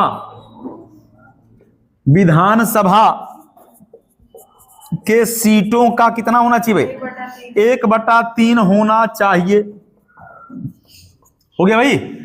और अगर पूछा जाए न्यूनतम अगर पूछा जाए 40, न्यूनतम सीटों की संख्या पूछा जाए, हाँ, तो कितना होना चाहिए? 40 होना चाहिए। कितना होना चाहिए भाई? 40 होना चाहिए। तो न्यूनतम सीटों की संख्या 40 होना चाहिए। अधिकतम भी याद रखना, न्यूनतम भी याद रखना। दो बातें हमने बताया, महत्वपूर्ण पूछा जाए। ठीक है भाई, तो ये दो बातें हमने बता दिया, ध्यान से सुनिएगा। हम और भी बताएंगे कि जो विधान परिषद है इसका चुनाव कैसे होता, कितने सीटों पर कैसे कैसे, उस पर बात किया जाएगा। ठीक, तो ध्यान से इसको लिखिएगा, फिर हम बताएंगे। क्या कभी आप लोगों ने विधान परिषद में वोट दिया है? नहीं दिया। हाँ, अगर आप देना चाहते हैं तो दे सकते हैं। बात समझ में आया? तो आप कहेंगे ये कैसे, तो उस पर भी हम लोग आगे बात करने वाले हैं। ये वाला बात आपने लिख लिया होगा, ठीक है भाई, ये वाला बात आपने लिख लिया होगा। तो अब हम बात करने वाले हैं, ध्यान से सुनिएगा कि हाँ, बात करेंगे एक एक मुद्दे पर। तो अभी हम विधान परिषद पर ही बात कर रहे हैं। अभी किस पर बात कर रहे हैं भाई? विधान परिषद पर ही बात कर रहे हैं। तो कोशिश हमारा यह है कि एक भी सवाल इस बार हमारा छूटे ना। ठीक है भाई, विधान परिषद इस पर बात कर रहे हैं, विधान परिषद पर बात कर रहे हैं। ठीक है, तो उच्च सदन पर ही बात कर रहे हैं। तो सबसे पहले याद रखना है कि 1/3 सदस्यों का जो चुनाव होता है ना, वो एमएलए के द्वारा, एमएलए माने अरे विधायक माने विधानसभा सदस्य। ठीक है भाई, तो याद रखना, अगर पूछा जाए 1/3 सदस्य तो राज्य विधानसभा के द्वारा चुना जाता है। तो याद रखना है विधानसभा के सदस्यों का चुनाव कैसे होता है? तो विधान परिषद के सदस्यों का चुनाव याद रखना है। विधान परिषद के सदस्यों का अगर पूछा जाए निर्वाचन या चुनाव, तो इनका चुनाव देख लीजिए कैसे, 1/3 सीट, 1/3 सीटों पर कौन वोट देता है? तो विधानसभा के निर्वाचित सदस्य जो विधायक हैं, विधानसभा, हाँ, विधानसभा के निर्वाचित सदस्य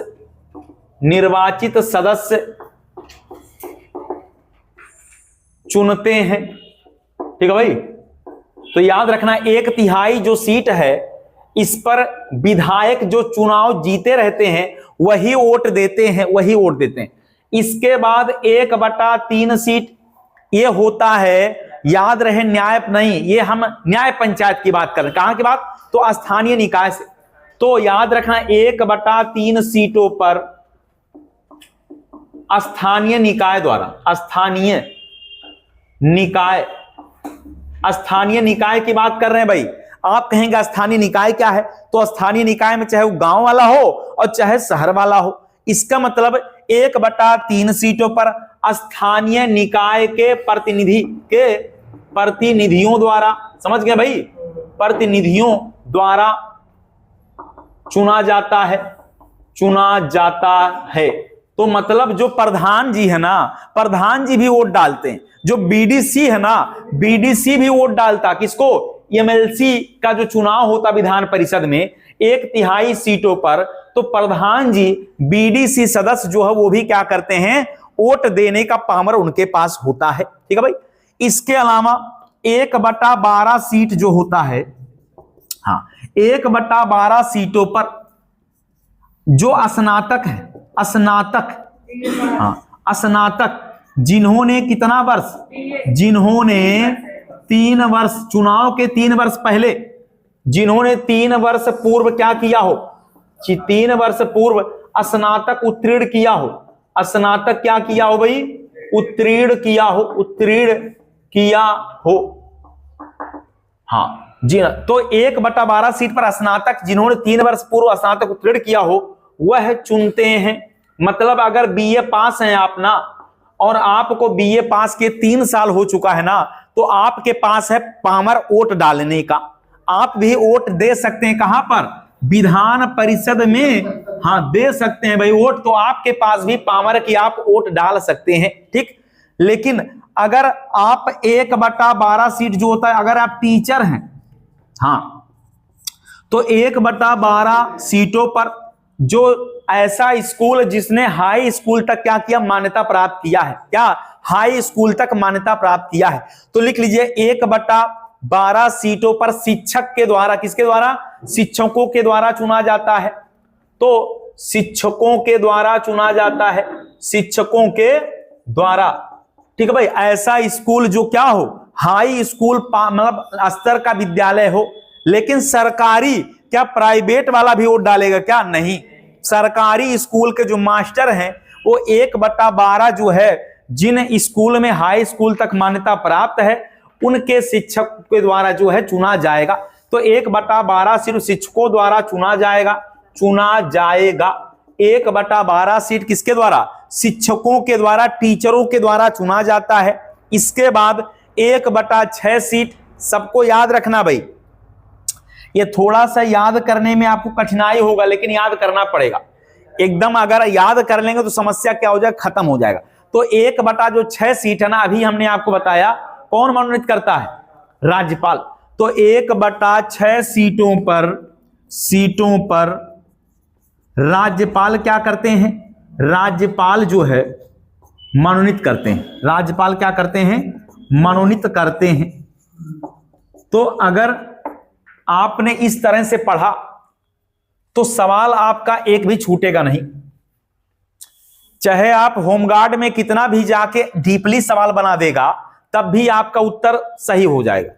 100 सवाल अगर सही करना होमगार्ड में, तो उसके लिए जीएस और जीके जो समुद्र है ना, उसमें से वो पढ़ना है जो पेपर में सीधा सीधा फंस जाए, चाहे कितना भी कठिन पेपर आ जाए। ठीक, चलिए, तो इतनी बातें अगर आपके समझ में आ गया, तो अब हम बात करने वाले हैं कि कोरम पूर्ति, यही बात कर लेते हैं। नहीं, ध्यान सुनिएगा। हाँ, तो विधान परिषद में कोरम पूर्ति कितना होता है, 1/10। तो वैसे विधानसभा भी होता है, तो याद रखना है। ऐसे लोकसभा भी आपने पढ़ा होगा।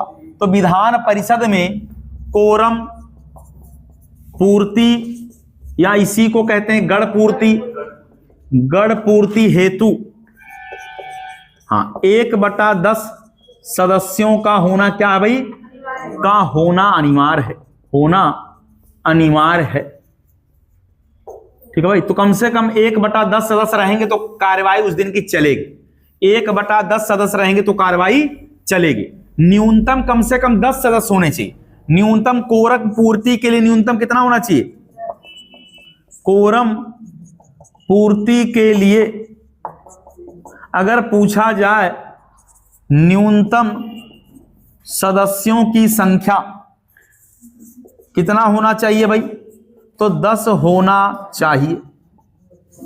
ये हमने बता दिया। ठीक, तो विधान परिषद के बारे में अभी हम लोग बात कर रहे हैं भाई, किसके बारे में, विधान परिषद के बारे में बात कर रहे हैं। तो कम से कम 10 से कम नहीं होना चाहिए, 10 से कम नहीं होना चाहिए। बताइए भाई, इतनी बातें क्लियर हो गया।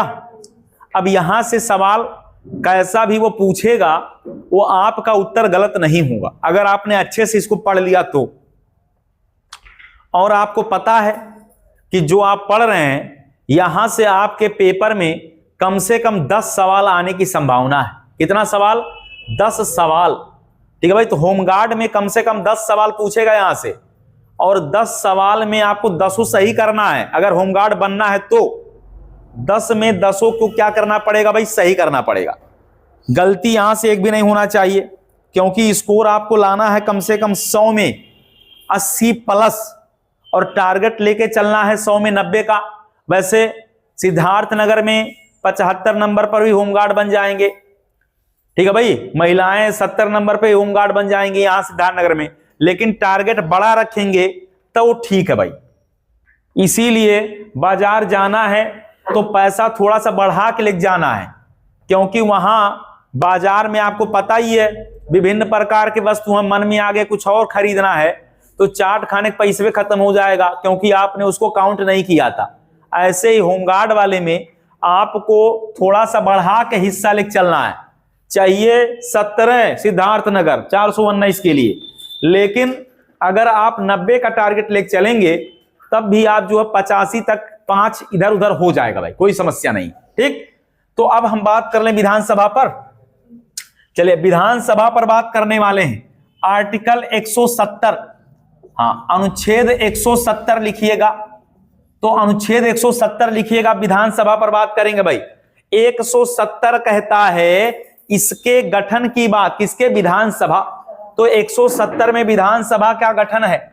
170 में क्या लिखा भाई, विधानसभा का गठन, विधानसभा का गठन, ये 170 में लिखा है। तो सवाल बनेगा कि विधानसभा का गठन किस आर्टिकल में है, तो क्या बताना है, 170 में है विधानसभा का गठन। समझ में आ गया भाई इतनी बातें। अब आपको यहां विधानसभा से ऐसे ही सवाल जैसे अभी हम लोग पढ़ रहे थे पूछेगा कि विधानमंडल का सबसे निम्न सदन क्या है, तो विधानसभा। हाँ, तो विधानमंडल का सबसे निम्न, इधर वाला हो गया भाई, कौन सा मिटाएं, ये वाला हो गया, ये वाला नहीं, रुका अभी फंसा है, ये लिखना है। चलिए इसको मिटा देते हैं, हाँ इसको मिटा देते हैं। तो विधानमंडल का सबसे निम्न सदन पूछा जाएगा तो विधानसभा हो जाएगा, ठीक भाई, लिख लीजिएगा।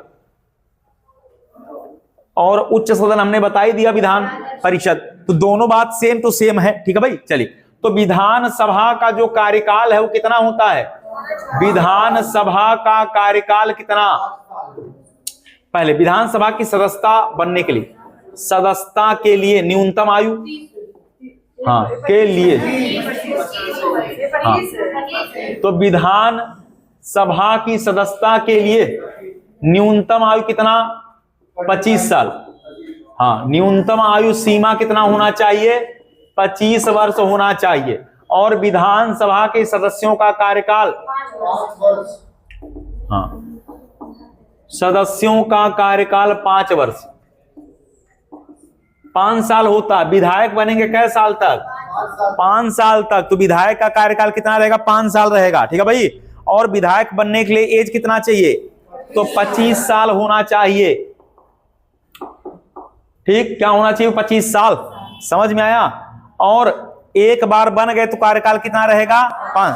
अच्छा याद रहे, इसमें आप वोट दिए कि नहीं दिए, अरे दिए होंगे भाई, हाँ वोट दिए होंगे आप, और हम भी तो वोट दिए हैं, तो याद रहे वोट हम और आप दोनों लोगों ने दिया है। तो याद रखना है कि विधानसभा के सदस्यों का चुनाव कैसा होता है, प्रत्यक्ष रूप से, हाँ। तो सदस्यों का अगर पूछा जाए कि चुनाव जो होता है वो कैसा होता है, कि प्रत्यक्ष रूप से होता है, और हम लोग जाके मतदान करते हैं, बटन दबाते हैं, बटन दबा के हम लोग आते हैं, समझ में आवे। तो प्रत्यक्ष निर्वाचन किसका होता है, विधानसभा का। लेकिन याद रहे कि अभी जो हम लोग पढ़ रहे हैं यहां पर विधानसभा, ये जो है इसका हम लोग वोट भले देते हैं लेकिन इसको निम्न सदन कहते हैं। क्या कहते हैं भाई, निम्न सदन। और जो विधान परिषद था वो क्या था भाई, उच्च सदन था, ठीक है भाई। तो अच्छा, ये होता क्या, इनको अगर हम वोट देते तो ये करते क्या है, वोट लेके कहां जाते हैं, विधानसभा जाते हैं। और वहां क्या करते हैं, विधानसभा के, हाँ विधानसभा के सदस्य क्या करते हैं भाई, सदस्यों द्वारा क्या किया जाता है कि संविधान के कैवी अनुसूची, संविधान के 7वीं अनुसूची के विषय पर क्या कर सकते हैं, 7वीं अनुसूची के विषयों पर कानून बनाते हैं। क्या करते हैं भाई? हाँ, कानून बनाते हैं, कानून बनाते हैं। ठीक है भाई, वो भी कौन सा? राज्य सूची के विषय पर। हाँ, तो ये भी याद रखना है कि 7वीं अनुसूची में जो राज्य सूची है उस पर क्या करते हैं? कानून बनाते हैं। हमने वोट दिया, जिसको वो करता क्या भाई? वो हमारे लिए कानून बनाता। क्या बनाता है? कानून बनाता है। चलिए, इतनी बात समझ में आया। तो विधानसभा में अधिकतम सीट कितना है? विधानसभा में अधिकतम सीटों की संख्या 500। अरे कोई बात नहीं, अधिकतम सीटों की संख्या, चलिए अरे हम बताएंगे, आप धैर्य रखिए, वो उत्तर प्रदेश राज्यसभा है। चलिए, तो विधानसभा में अधिकतम सीटों की संख्या कितना होना चाहिए? 500। विधानसभा में न्यूनतम 60 सीट। हाँ, तो विधानसभा में न्यूनतम कितना? तो न्यूनतम जो है अगर पूछा जाए सीटों की संख्या 60, तो न्यूनतम सीट कितना होता है? 60। रट लीजिए, सवाल फंस जाएगा एकदम, तो इसलिए याद रहे, ऐसे ही सवाल पेपर में आता भाई। तो न्यूनतम सीट कितना? 60 है, और विधानसभा में अधिकतम कितना है? 500। 500 सीट है। यही सवाल पूछा था बिहार में। अब फिर होमगार्ड उत्तर प्रदेश में पूछेगा कि विधानसभा में अधिकतम सीटों की संख्या कितनी, तो क्या बताइएगा? खोज के लगा दीजिएगा, सी वाला ऑप्शन 500। ठीक है। और विधानसभा में न्यूनतम सीट पूछेगा तो 60 बताना है। हालांकि कुछ अपवाद है, कुछ अपवाद है। 60 के नीचे कुछ जगह हैं। हाँ, तो कुछ जगह 60 के नीचे हैं, लेकिन घबराना नहीं है। याद रखना, कुछ जगह कम है। सिक्किम में केवल 32 सीट है। तो सिक्किम विधानसभा में कितना सीट? हाँ, सिक्किम विधानसभा में अगर पूछा जाए, हाँ, सिक्किम विधानसभा में कितना सीट है? 32 सीट है। तो 60 से नीचे ये अपवाद है। गोवा में खाली 40 है। गोवा में 40, मिजोरम में 40। गोवा में अगर पूछा जाए तो कितना सीट? 40 सीट है। मिजोरम में अगर पूछा जाए तो कै सीट? केवल 40 सीट। तो याद रहे, ये अपवाद की श्रेणी में आता है। ठीक है भाई। पुदुचेरी में 30 सीट है। पुदुचेरी में 30 सीट है, तो लिख लीजिएगा, पुदुचेरी विधानसभा में कितना सीट है भाई? तो 30 सीट है। तो पुदुचेरी विधानसभा में क्या सीट? 30 सीट है। ये क्या है? अपवाद है। ये क्या भाई? ये अपवाद है। तो याद रखना है, ऐसा भी सवाल अगर आ जाए कि बताइएगा कि सिक्किम में कितना सीट है, तो 32 बताइएगा। गोवा में पूछा जाए तो 40 बताना है। मिजोरम में 40 बताना है। पुदुचेरी में 30 सीट बताना है। और अपना प्यारा उत्तर प्रदेश में सबसे ज्यादा सीट है। कितना है? 403 सीट है। तो अपने उत्तर प्रदेश में हम विधानसभा में 403 सीट होता है। तो सरकार बनाने के लिए 50% प्लस 1, जिसके पास 50% प्लस 1 सीटें रहेगा ना, वही क्या बन जाएगा भाई? उत्तर प्रदेश का मुख्यमंत्री।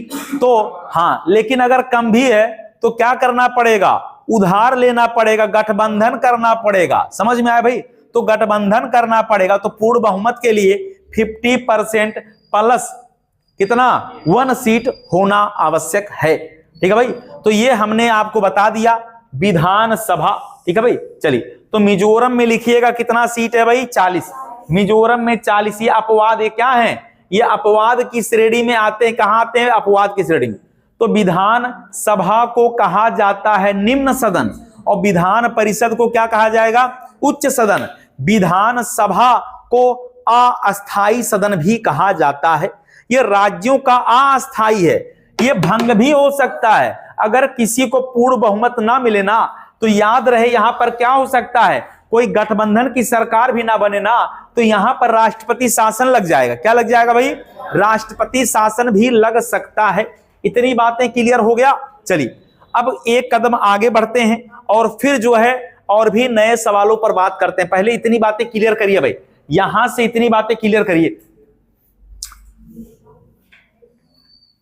तो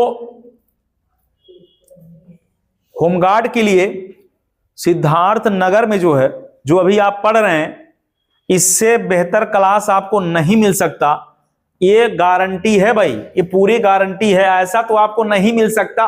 और ये क्लास आप जो अभी पढ़ रहे हैं ऑफलाइन बैठकर, इसके लिए आप जो है आपसे एक मोटा रकम वसूला जा सकता था, लेकिन नाम मात्र के फीस में होमगार्ड हम लोग जो है, जो तैयारी हम लोगों की चल रही है वो एकदम स्पेशल तैयारी चल रही है, जिसमें आपका होमगार्ड बनना क्या है, तय ही है।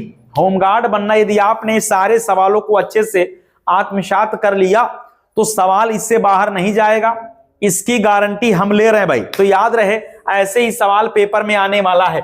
चलिए ये सब लिख लिया भाई। तो विधानसभा की सदस्यता के लिए कितना होना चाहिए, न्यूनतम कै साल, 25 साल होना चाहिए। और विधानसभा सदस्य का कार्यकाल कितना, 5 साल होता है। वैसे विधानसभा के सदस्यों को वोट कौन देता है, जनता। और हाँ याद रहे, जिनकी आयु कितना, 18 साल, 18 के ऊपर वाले ही तो वोट डालते हैं। कौन डालता भाई, 18 वर्ष के ऊपर वाले ही मतदान करते हैं। तो इतनी बातें आपके अगर समझ में आ गया तो ठीक है, और नहीं आया तो कोई दिक्कत नहीं। चलिए अब बात किया जाए कि याद रहे, महत्वपूर्ण बात है, पूछा जाएगा कि राज्यों में जो धन विधेयक होता है ना, धन विधेयक ये विधानसभा में ही पास किया जाता। कहां पर, विधानसभा में लाया जाता है, विधानसभा में लाया जाता है। ठीक है भाई, कहां लाया जाता है, विधानसभा में। फिर बता दें आपको, फिर बता देते हैं कि धन विधेयक ना, धन विधेयक हाँ, विधान परिषद केवल कै दिन, धन विधेयक विधान परिषद केवल कितना दिन रोक सकती है, केवल 14 दिनों तक रोक सकती है, केवल 14 दिनों तक क्या कर सकती है, रोक सकती है बस। और हाँ, अगर उससे ज्यादा हुआ ना तो मान लिया जाएगा, स्वतः क्या, वो अपने आप पारित मान लिया जाएगा। कितना मान लिया जाएगा भाई, उससे पारित मान लिया जाएगा। तो ये सवाल पेपर में छपेगा कि राज्यों में धन विधेयक जो है वो कहां लाया जाता, तो आप बताएंगे विधानसभा में। फिर पूछेगा क्या विधान परिषद इसको रोक सकती है, आप कहेंगे नहीं। तो कितने दिन तक रोक सकती है, केवल 14 दिनों तक रोक सकती है। कितना, केवल 14 दिनों तक रोक सकती है। कौन, विधान परिषद। धन विधेयक को कै दिनों तक, केवल 14 दिनों तक ही रोक सकती है। ये बात समझ में आया भाई। चलिए इसके बाद अगर पूछा जाए कि विधानसभा में कोरम पूर्ति के लिए कितना होना चाहिए, 1/10। हाँ, तो विधान परिषद में भी कितना होना चाहिए, 1/10 होना चाहिए। तो यहां लिख देते हैं विधानसभा में अगर पूछा जाए कि गण पूर्ति के लिए कितना होना चाहिए, गण पूर्ति हेतु या कोरम हेतु कितना, तो 1/10 सदस्यों का होना क्या है, अनिवार्य है। सदस्यों का होना अनिवार्य है। बस इतना बात याद रखिएगा। हालांकि सवाल जो है अगर आएगा तो यही पूछेगा, इससे कठिन सवाल नहीं आएगा। ठीक है भाई, अगर आया तो इससे कठिन सवाल नहीं आएगा, बस ये बता दिया। ठीक, अब हम बात करने वाले हैं चीफ मिनिस्टर, मुख्यमंत्री पर बात करने वाले हैं। ठीक है भाई, तो अब हम लोग मुख्यमंत्री जो है पर बात करेंगे, ध्यान से सुनिएगा। और अभी तक जो हम लोग बात कर रहे थे वो विधानसभा और विधान परिषद पर बात कर रहे थे। अब हम बात करने वाले हैं हाँ मुख्यमंत्री। हाँ, तो मुख्यमंत्री जो है बात करेंगे, महत्वपूर्ण है। कोई भी एक भी सिंगल सवाल नहीं छोड़ना है। हमने कहा कि 100 में 90 तब पहुंच सकते हैं जब आपने एक भी मुद्दे को नहीं छोड़ा तो। ठीक है भाई, जो महत्वपूर्ण है ये जो मुख्यमंत्री, तो याद रखना अनुच्छेद 164। हाँ, अनुच्छेद 164। हाँ, तो याद रखना है आर्टिकल 164, अनुच्छेद 164 कहता है ना कि मुख्यमंत्री की नियुक्ति कौन करेगा, राज्यपाल। तो लिख लेना है कि मुख्यमंत्री की नियुक्ति, हाँ, मुख्यमंत्री की नियुक्ति कौन करेगा, हाँ, मुख्यमंत्री की नियुक्ति राज्यपाल करेगा, राज्यपाल करेगा। तो पूछा जाएगा ये किस आर्टिकल में लिखा है, 164 में। और मुख्यमंत्री के सलाह पर, हाँ, सलाह पर अन्य मंत्रियों की नियुक्ति कौन करेगा? हाँ, अन्य मंत्रियों की नियुक्ति राज्यपाल करेगा।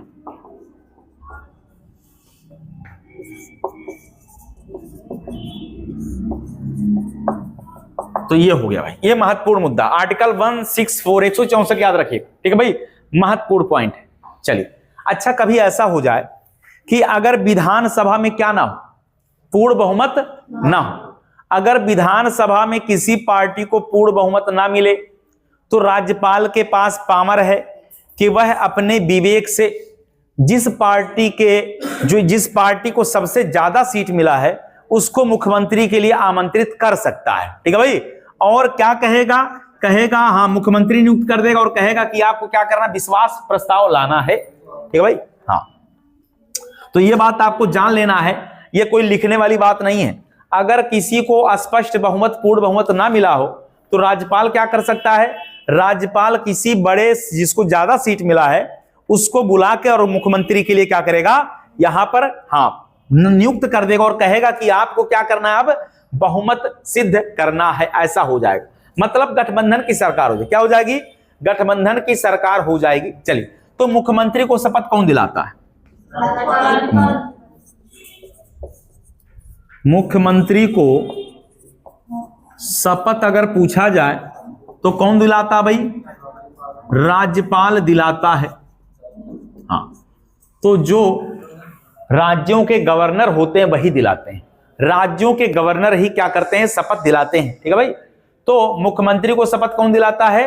राज्यपाल ही दिलाता। ऐसे ही सवाल अब देखिए, जैसे अभी जो आप पढ़ रहे हैं, तो हर चीज पढ़ते पढ़ते कभी कभी लगेगा कि याद नहीं हो रहा है, कभी कभी लग रहा है, मतलब ऐसा लगेगा कि दिमाग में बैठ ही नहीं रहा है, कभी कभी लगेगा ज्यादा हो गया, फिर पढ़ते पढ़ते कभी लगेगा कि नहीं थोड़ा सा खड़े होकर टहल लें।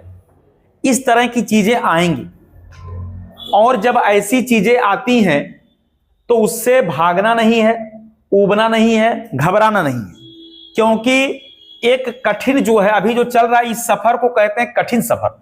जब तक आपको आपका लक्ष्य नहीं मिल जाता तब तक आपको क्या करना है, आपके लिए यह कठिन सफर कभी रुकना नहीं चाहिए, ठीक है भाई। तो इसीलिए कहा जाता है भी क्या, कि लड़ो गिरो, लड़ो गिरो फिर से लड़ो, अब तब तक लड़ते रहो जब तक जीत न जाओ, ठीक है भाई। लेकिन जिंदगी में कभी हार ना मारो, ठीक है भाई, मानो नहीं, हार कभी नहीं मानना है। हाँ, ऐसा नहीं कि लड़ो गिरो और मुंह फूट जाए, मुंह नहीं फोड़ना भाई तो मुंह नहीं फोड़ना है, लड़ो गिरो उठो फिर से लड़ो, और तब तक लड़ो जब तक जीत ना जाओ। समझ गए भाई? हाँ, चलो चल नहीं सकते तो रेंगो, रेंग नहीं सकते अगर पांव में जंजीर है तो पांव काटो, लेकिन आगे बढ़ो। लेकिन क्या करो भाई, आगे बढ़ो, तो रुकना नहीं है, आगे बढ़ते रहना है, और तब तक आगे बढ़ते रहना जब तक सफलता आपको मिल नहीं जाता। होमगार्ड के लिए 25 अप्रैल, 26 अप्रैल और 27 अप्रैल, हाँ, तो अप्रैल में ही जो है 25-26 अप्रैल का जो शुभ मुहूर्त निकला हुआ ना, जो होमगार्ड बनने वाला, उस शुभ मुहूर्त में ही, हाँ, उसी समय जो है लगन भी है, तो उस लगन में विचलित नहीं होना है, ठीक है भाई, लगन में विचलित नहीं होना है, और होमगार्ड बनने के लिए पूरा ताकत झोंक देना है। हर एक एक सवाल आपको होमगार्ड बनने की तरफ लेके जाएगा। यदि आपको याद नहीं हो रहा है फिर से पढ़ो, फिर याद नहीं हो रहा फिर पढ़ो, एक बार याद नहीं हो रहा फिर पढ़ो, और तब तक पढ़ो जब तक कि वो सारी बातें याद ना हो जाएं। बात समझ में आया? चलिए, अब हम बात करने वाले हैं, नहीं ध्यान से सुनिए, अभी कंप्लीट बात करने वाले। चलिए, अब देखिए, हमने कहा कि राज्यों के मुख्यमंत्रियों की नियुक्ति राज्यपाल करता है, लेकिन 3 बातें याद रहे। एक तो दिल्ली, एक क्या याद रहे, दिल्ली, और एक याद रहे दिल्ली के अलावा हम पुदुचेरी पर बात कर लें, पुदुचेरी, और एक हम जम्मू कश्मीर पर बात करने वाले हैं। हाँ, तो हाँ, ये तीनों राज्यों जो केंद्र शासित प्रदेश इनके मुख्यमंत्रियों को शपथ दिलाता राष्ट्रपति। ठीक है भाई, के मुख्यमंत्री की नियुक्ति भी कौन करता भाई? राष्ट्रपति। हाँ, तो दिल्ली, पुदुचेरी, जम्मू कश्मीर के मुख्यमंत्री की नियुक्ति कौन करता है? हाँ, वाह भाई वाह, ये याद रखना है, कौन करता है? तो राष्ट्रपति करता है। और याद रहे कौन करता भाई? तो राष्ट्रपति करता है। याद रहे, ये वाला बात महत्वपूर्ण है। केंद्र शासित जो प्रदेश है ना, उसके मुख्यमंत्रियों को अगर पूछा जाए नियुक्त कौन करता है, तो राष्ट्रपति नियुक्त करता है। कौन करता भाई? राष्ट्रपति नियुक्त करता है।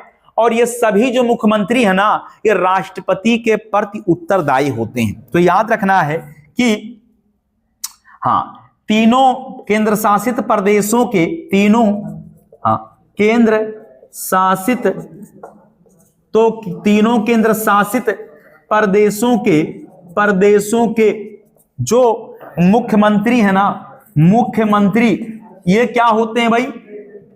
राष्ट्रपति के प्रति क्या होते हैं? उत्तरदायी होते हैं। हाँ, राष्ट्रपति के प्रति उत्तरदायी होते हैं।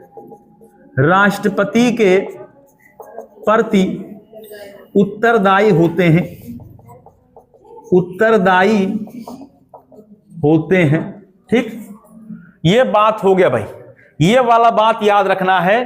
सुनिएगा, पूछा यह जाएगा कि राज्य के प्रशासन का वास्तविक प्रधान कौन होता है? तो मुख्यमंत्री। राज्य के प्रशासन का वास्तविक प्रमुख पूछा जाएगा, क्या बताना भाई? हाँ, वास्तविक प्रमुख कौन होता है?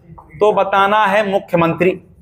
तो हाँ, मुख्यमंत्री जी जो है ये वास्तविक इन्हीं के पास होता। तो राज्य के प्रशासन का प्रमुख पूछा जाएगा, वास्तविक प्रधान कौन होता है? मुख्यमंत्री होता है। याद रखना, पूछा जाएगा कि मंत्री परिषद के बैठक की अध्यक्षता कौन करता है? मुख्यमंत्री। तो राज्यों के मंत्री परिषद, राज्यों के मंत्री परिषद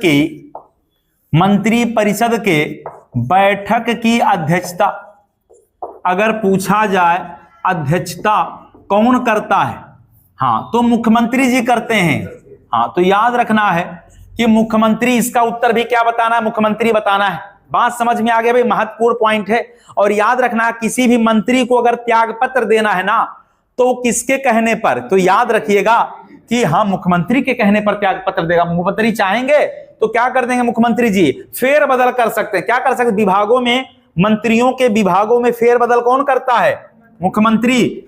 तो मंत्रियों के विभागों में फेर बदल कौन करता है? फेर बदल कौन करता है? तो याद रखना है, इसका उत्तर क्या हो जाएगा भाई? मुख्यमंत्री। अगर किसी के विभाग को बदलना है ना, तो कौन करेगा? मुख्यमंत्री ही करते हैं। ठीक है भाई, चलिए। तो याद रखना है कि अगर पूछा जाए कि विधानमंडल का सत्र बुलाना हो, तो यह सत्र बुलाने के लिए याद रखना है सलाह कौन देता है? मुख्यमंत्री। तो विधानमंडल भंग या बुलाने आदि के लिए राज्यपाल को सलाह कौन देता है?